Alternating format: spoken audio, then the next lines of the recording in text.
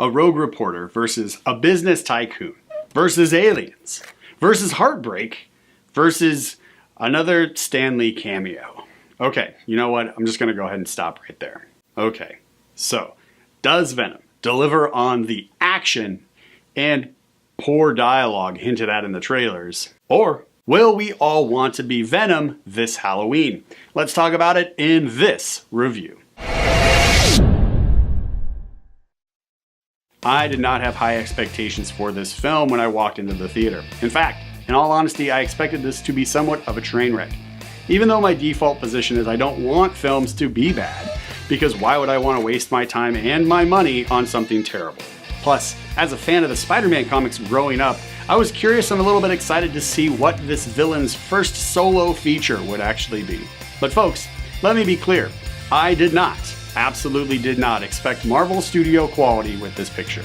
And to the film's credit, this is not entirely a poorly written piece of hot garbage. There were a few moments that did actually surprise me, so let's go ahead and dive into the high points of the film first. First, the beginning of the film actually gave me hope that this story might be better than what I was expecting based on the trailers. I was enjoying everything about this film, up to the point where Eddie Brock, played by Tom Hardy, is back at his apartment eating day or two old chicken out of his garbage and then projectile vomiting his way into his bathroom.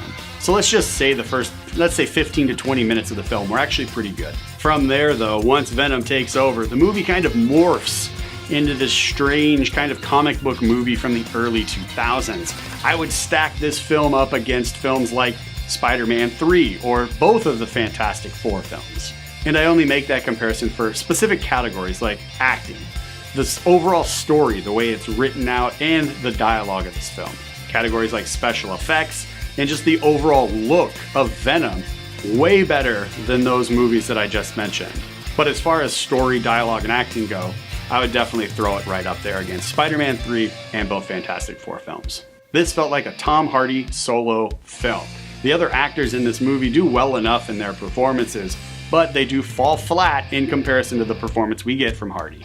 For example, if you're a billionaire business tycoon who's hell-bent on ruining the lives of poor people, show me the sociopathy and the grit that goes along with obtaining that station in life. Try to avoid giving a performance that feels like you're a master's student straight off of graduation, ready to take on and change the world with a certain level of naivety.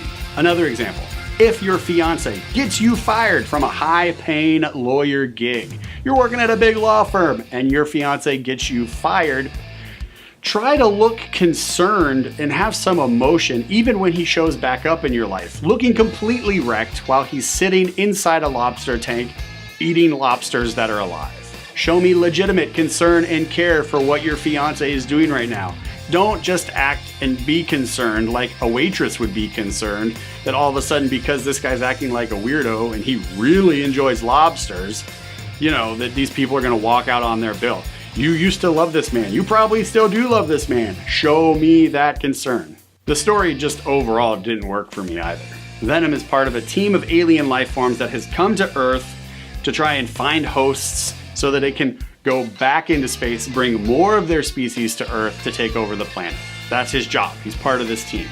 However, I'm supposed to believe in a very unbelievable world, right? I get it. But I'm supposed to believe that just because, for some reason, he's sitting on top of a skyscraper overlooking the city of San Francisco at night, that suddenly because of that view, he's gonna go AWOL and start attacking his fellow symbiotes? And why, dear sweet mother of whys, does he just offer up his weaknesses like it's everybody's knowledge, it's no big deal, this is commonplace, common practice? Shouldn't surprise anybody that those are his weaknesses. He literally just offers them up. Hey, I know, like, I just killed a bunch of people and ate a guy's head and took over your body, but you know what? I'm cool. Don't use my weaknesses against me. Oh, by the way, just so you know, these are my weaknesses. This movie. Venom is playing at your local movie theater right now, and if you are a super duper uber fan of the character Venom, then maybe, just maybe, you should check this film out on the big screen. Or you may not want to because you might not be happy with how the film portrays him. I don't know. I'm not going to tell you how to feel about it. But to everybody else who's not a super duper uber fan of Venom, you can absolutely wait for this film to hit DVD with Redbox or your preferred streaming service. Like I said, the first 15 to 20 minutes of the film, really solid stuff, and then just plummets right into something very different, unfortunately. Tom Hardy, though, he gives a pretty great performance. I mean, even despite all the negatives this film throws at us, his performance is the highlight of the film for me personally. So, because of all of these reasons that we've discussed in this review, Venom will be getting 0 high fives from this guy. That's right, the goose egg.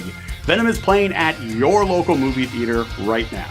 Maybe go see A Simple Favor, A House with a Clock in Its Walls, or Night School instead.